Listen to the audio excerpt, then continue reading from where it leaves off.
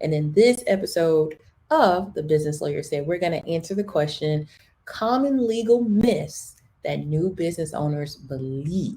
Yes, seeing is believing. So if this is your first time, welcome to The Business Lawyer Said. If you're one of the old OGs, welcome back. We're going to continue this series as it is so helpful and I enjoy doing it. So here we go. So the Business Lawyer Said is a Q&A series where I answer your questions about business and other business strategies. If you don't know, my name is Necrotia Anderson, and I am a business and IP lawyer, and I assist business owners with protecting their business in addition to their intellectual property assets, so that way they are indeed secured and rightfully theirs.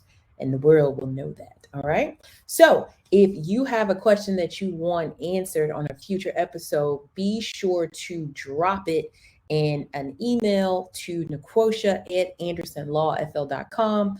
It will also be in the description in the comment section, so you can always send me an email and I will log it for a future episode of The Business Lawyer Said. All right.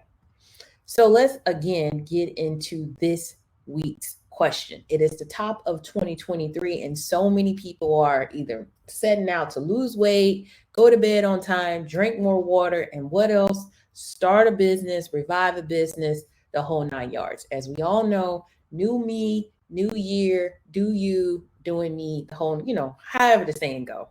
But we all know that people are in this type of mindset. And hey, you might be in this type of mindset. So one of the key things that I wanted to start off with, let's just define what is a myth.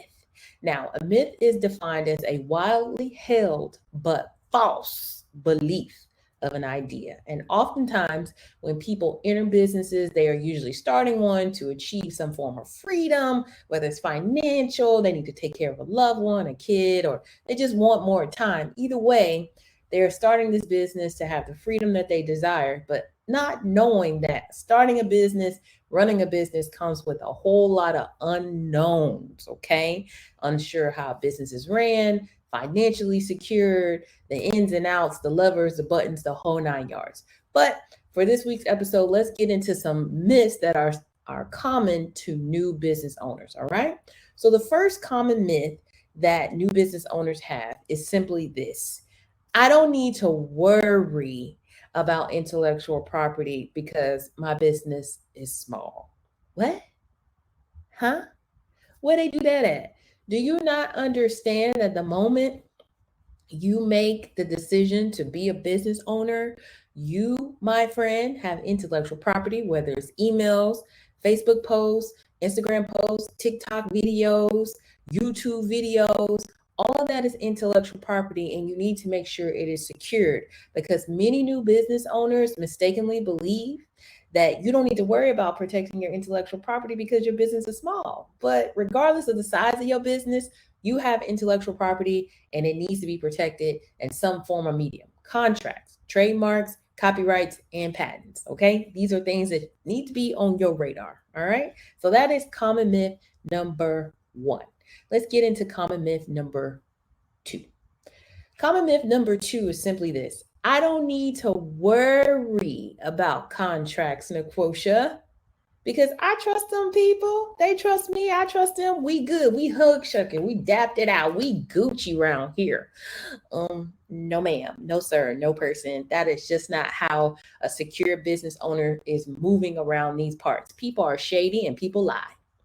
And you need something to go and fall back on anytime you are in a business transaction. And that is what a contract will do for you. It is important. It is so important to have contracts in place, because even if you trust the other party, contracts can actually help secure your business, outlining expectations. And if you've ever been in a relationship, romantic, platonic, friendship, people have expectations on side A and side B. And oftentimes they do not meet unless there's somewhat communication. And that's exactly what a contract can do for you. It can help you communicate better. All right. Especially if something pop off, right? You know what I'm talking about? So let's get into common myth number three. Common myth number three: I can just copy someone else's business model. I mean, they already did it, right? I don't have to do too much, Necrotia. Let's take a deep I'm back. Now, copying someone else's business model can actually result in you having to call me. Oh, because you need me, baby. You really gonna have to worry. You're gonna have problems. Copying anything of any person's in Algore's internet or anything in the world can result you actually infringing on their work, whether it's copyright infringement, trademark infringement. You don't want them problems, eh? So don't go around copying. There's one thing to study tried and true frameworks and models, but there's a totally different episode, all right? If you go in and start copying people's stuff. So it's important to do your own research and come up with your own original ideas for your business, all right? So I try my best to keep these business lawyer says in less than 10 minutes or less. And so far, I think I'm tracking on point. So let's just recap them for, mental clarity. All right. Common myth number one was simply this: I don't need to worry about intellectual property because my business is small. Remember, it doesn't matter how small your business is or how large or whatever, intellectual property protection needs to be at the first thing you start thinking about. Common myth number two was I don't need to worry about contracts because I trust the other person. I don't care if you trust them with your life. Have a contract. You ain't gonna need it. And common myth number three, I can just copy somebody else's business model. You're funny.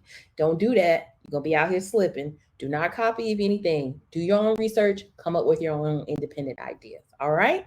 So this right here will wrap up this week's episode of the Business Lawyer Said. I just thank you so much for watching. And again, if you want to submit a question, all you have to do is submit your question to Nicole at Anderson Law FL. It's right on your screen. Or you could drop it in the comments section. Either way, I'll see it and I will log it for a future episode. All right. So this concludes the Business Lawyer Said series this week. Be sure to submit your questions. And if you found this valuable, don't be stingy. Share it with a friend. Drink your water. Until next time.